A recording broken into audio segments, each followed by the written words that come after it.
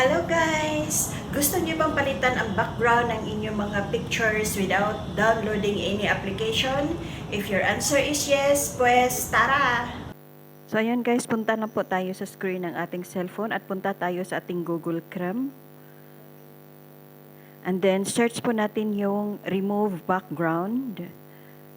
Ayan. So pasokin natin yung yung naka-yellow at saka black. And then, next is scroll up nyo lang. Makita po natin dyan ang upload image.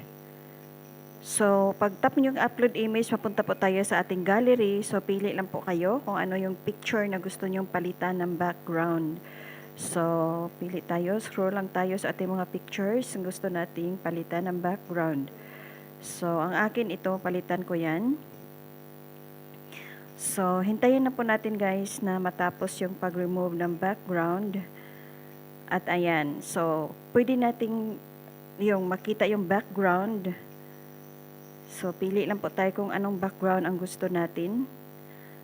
Ayan, marami po kayong mapapilian dyan guys. At sa akin, ito na lang muna, yung sa akin. Green. Okay, so ayan. Pwede na natin yung i-save. Ayan, nag-save na po yan. Downloading files at pwede na po natin siyang i-open sa ating gallery. Pwede na po i-open. So, puntahan natin ang ating gallery, guys. Ayan, so, ayun, success po. Pwede na po natin siyang magamit. Ayan, so, before and after. So, maraming salamat, guys. Thank you so much for watching.